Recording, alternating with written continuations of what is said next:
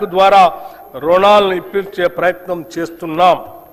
దీనిలో భాగంగా ఇప్పటికే 57,938 కోట్ల రూపాయల రుణం ఇప్పించడం జరిగింది.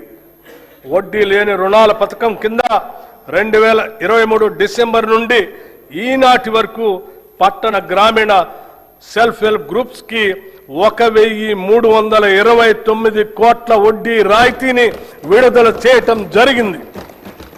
రాష్ట్రంలో 67 లక్షల మహిళలతో ఐకేపీ బలమైన స్వయం సహాయక సంఘాల నెట్వర్క్ గా ఏర్పడింది. మహిళా సంఘాలతో శిల్పారామంలో 106 స్టాళ్లతో ఇందిరా మహిళా శక్తి బజార్ ఏర్పాటు చేశాం. ఈ సముదాయం యొక్క ఉత్పత్తులు 7,68,00,000కి చేరాయి.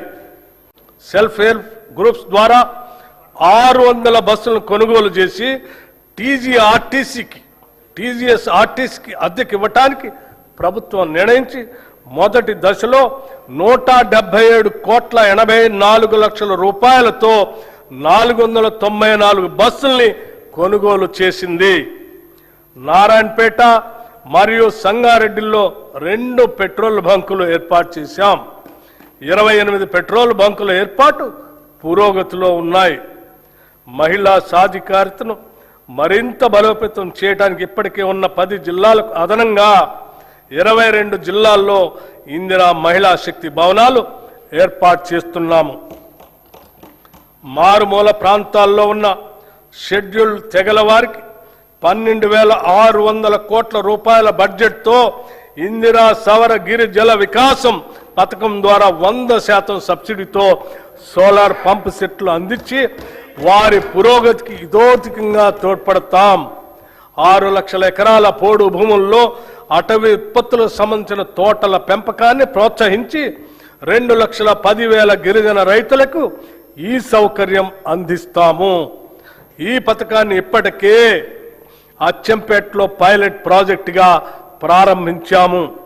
దీని విధి విధానాలు అధ్యయనం చేసి రాష్ట్ర వ్యాప్తంగా అమలు చేస్తాం. దేశానికి అన్నం పెడుతున్న రైతు సంక్షేమమే ప్రథమ ప్రాధాన్యతగా మేము భావిస్తున్నాం. రైతులకు ప్రభుత్వం ఇస్తున్న ప్రోత్సాహంతో వ్యవసాయ దిగుబడుల్లో తెలంగాణ రాష్ట్రం దేశంలోనే మొదటి స్థానంలో నిలిచింది. రైతులకు పెట్టుబడి సహాయం కోసం రైతు భరోసా పథకం ద్వారా ప్రతి సీజన్కు ఎకరాకి 6,000 చొప్పున 2 పంటలు కలిపి సంవత్సరానికి 12,000 రూపాయలు సహాయం అందిస్తున్నాం. రైతులకు మద్దతు ధరనివ్వటం కోసం వారికి ప్రోత్సాహకంగా సన్న వడ్లకు క్వింటాకు 500 రూపాయల చొప్పున అందజేస్తూ ప్రభుత్వం వారికి అండగా నిలుస్తుంది. దీని ద్వారా ప్రతి ఎకరానికి రైతుకు సగటున దాదాపు 25 క్వింటాళ్లు దిగుబడి వస్తుందని పరిగణిస్తే ఒక్క సీజన్కు ఎకరానికి రైతుకు సుమారు 12,500 రూపాయలు ఆదాయం వస్తుంది. దీనివలన రైతుకు సంవత్సరానికి 2 పంటలు కలిపి 25,000 రూపాయలు అధిక ఆదాయం ఎకరానికి లభిస్తుంది.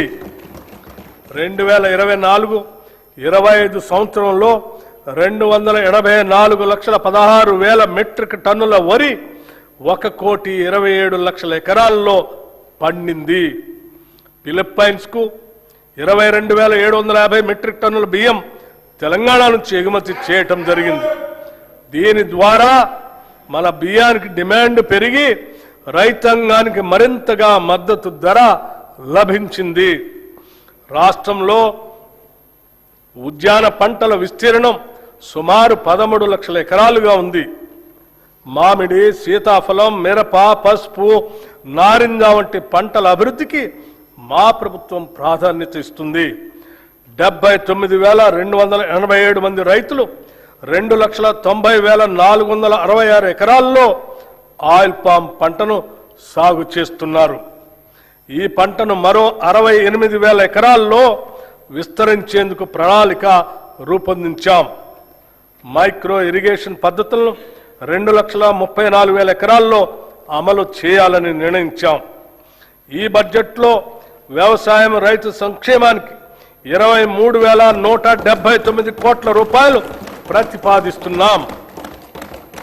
రాష్ట్రంలోని 3,38,00,000 లబ్ధిదారులకి పబ్లిక్ డిస్ట్రిబ్యూషన్ సిస్టమ్ కింద అన్ని రేషన్ షాపుల ద్వారా 6 కిలోల సన్నబియ్యం అందించబడుతుంది.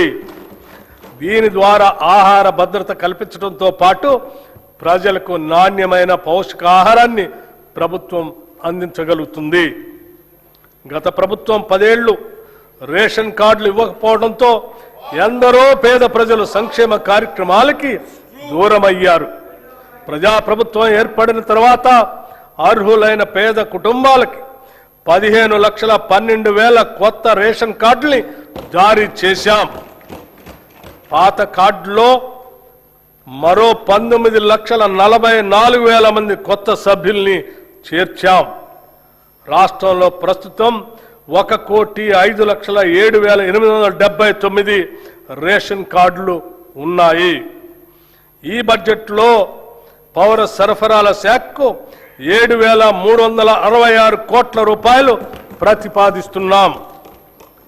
పశు సంవర్ధక మత్స్య రంగాలు 2024-25 సంవత్సరంలో 1,935 కోట్ల 27 లక్షల గుడ్ల ఉత్పత్తితో తెలంగాణ రాష్ట్రం దేశంలో 3వ స్థానాన్ని చేరుకుంది. 11,58,000 టన్నుల మాంసం ఉత్పత్తి చేసి దేశంలో 5వ స్థానానికి చేరుకున్నాం.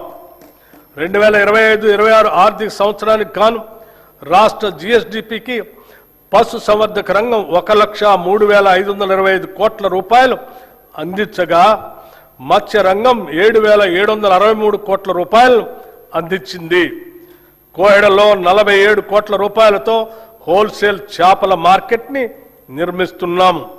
ఈ బడ్జెట్లో పశు సంవర్ధక మత్స్య శాఖకు 1,529 కోట్ల రూపాయల్ని ప్రతిపాదిస్తున్నాము.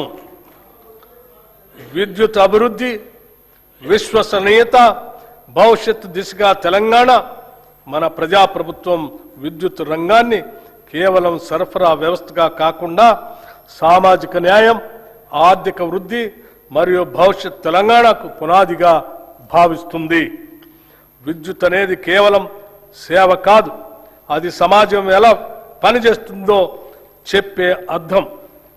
ఈరోజు తెలంగాణలో విద్యుత్ రంగం దేశంలోనే అత్యుత్తమంగా నిలవటానికి కారణం నిరంతర సరఫరా మాత్రమే కాదు, నాణ్యత, విశ్వసనీయత మరియు ప్రజా కేంద్రిత పాలన. ప్రస్తుతం మన రాష్ట్రంలో 23,187 మెగావాట్ల స్థాపిత సామర్థ్యం ఉంది. అందులో గణనీయమైన భాగం పునరుత్పాదక శక్తి వనరుల నుంచే వస్తుంది.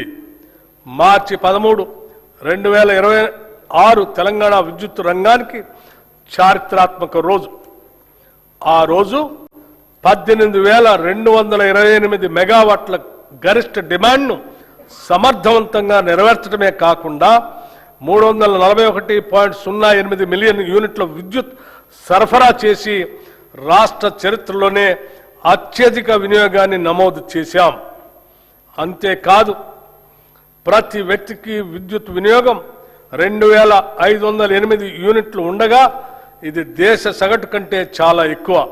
ఇది తెలంగాణ అభివృద్ధి వేగాన్ని స్పష్టంగా చూపించే సూచిక. ఒకప్పుడు విద్యుత్ కొరత గురించి మాట్లాడుకునే తెలంగాణ ఈరోజు విద్యుత్ భవిష్యత్తును రూపొందించే తెలంగాణగా మారింది.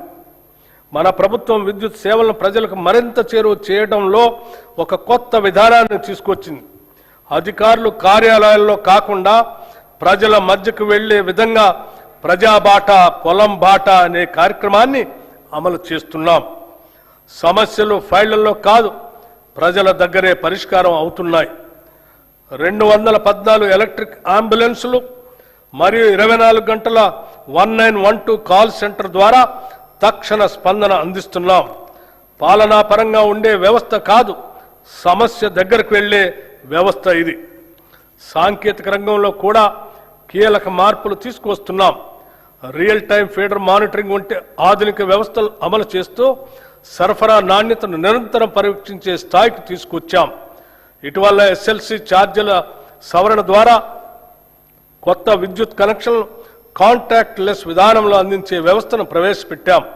అభివృద్ధి చెందిన దేశాల తరహాలో పారదర్శకతను పెంచుతూ అవినీతి అవకాశాలను తగ్గించే దిశగా ఇది ఒక కీలక అడుగు.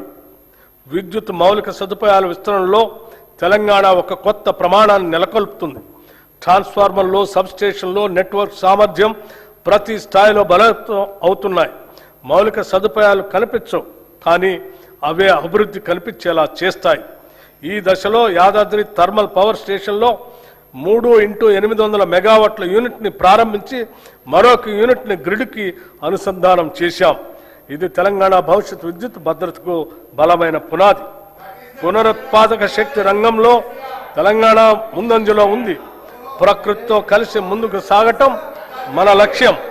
సౌర ప్రాజెక్టులు, సోలార్ విలేజ్లు, రూఫ్ టాప్ విస్తరణ మాత్రమే కాదు, PM కుసుమ్ పథకం ద్వారా రైతులను విద్యుత్ వినియోగదారులుగా కాకుండా విద్యుత్ ఉత్పత్తిదారులుగా మార్చే దిశగా అడుగులు వేస్తున్నాం. ఇది రైతును వ్యవసాయకర్తగా మాత్రమే కాకుండా శక్తి రంగంలో భాగస్వామిగా నిలబడుతుంది. ఇప్పుడు శక్తి రంగం భవిష్యత్తు గురించి మాట్లాడాల్సిన సమయం వచ్చింది. శక్తిని ఉత్పత్తి చేయడం ఒక దశ, దాన్ని నిల్వ చేసి సమర్థవంతంగా వినియోగించడం భవిష్యత్తు. ఈ దశగా మహేశ్వరం మరియు చౌటప్పల్లో 1500 megawatts hour battery energy storage వ్యవస్థలను ఏర్పాటు చేస్తున్నాం.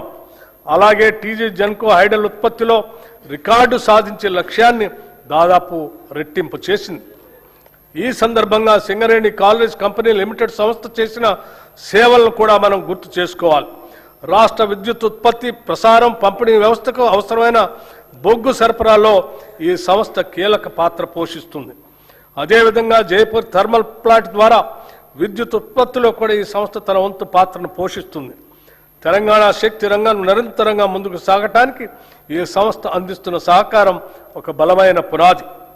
తెలంగాణ రైజింగ్ గ్లోబల్ సమ్మిట్ సందర్భంగా టీజీ జెన్కో ద్వారా 11,460 మెగావాట్ల పంప్ స్టోరేజ్ మరియు ఇతర ప్రాజెక్టులకు 95,150 కోట్ల పెట్టుబడుల్ని ఆకర్షించాం. అదే సమయంలో రెడ్కో ద్వారా 1,23,350 కోట్ల పెట్టుబడులతో 12 ఒప్పందాలు కుదుర్చుకొని రాష్ట్రాన్ని గ్రీన్ ఎనర్జీ కేంద్రంగా తీర్చిదిద్దే దిశగా అడుగులు వేస్తున్నాం. ఇవి కేవలం పెట్టుబడులే కాదు, భవిష్యత్ తెలంగాణ శక్తి నిర్మాణానికి పునాదులు. పట్టణాభివృద్ధిలో కూడా తెలంగాణ కీలక పాత్ర పోషిస్తుంది. హైదరాబాద్ భూగర్భ కేబులింగ్ పనులు చేపడుతూ నగరాన్ని మరింత సురక్షితంగా, ఆధునికంగా మార్చుతున్నాం. రాష్ట్రంలో ఇప్పటికే 1036 ఎలక్ట్రిక్ వాహన్ ఛార్జింగ్ స్టేషన్లు ఏర్పాటు చేసి పర్యావరణ రహిత రవాణా వైపు తెలంగాణ వేగంగా ముందుకు పోతుంది. తెలంగాణ రైజింగ్ దృష్టిలో భాగంగా క్యూర్ ప్రాంతాల్లో గ్రీన్ మొబిలిటీని మరింత విస్తరించే దిశగా కూడా క్రమబద్ధమైన చర్యలు తీసుకుంటున్నాం. మన ప్రభుత్వం విద్యుత్ రంగాన్ని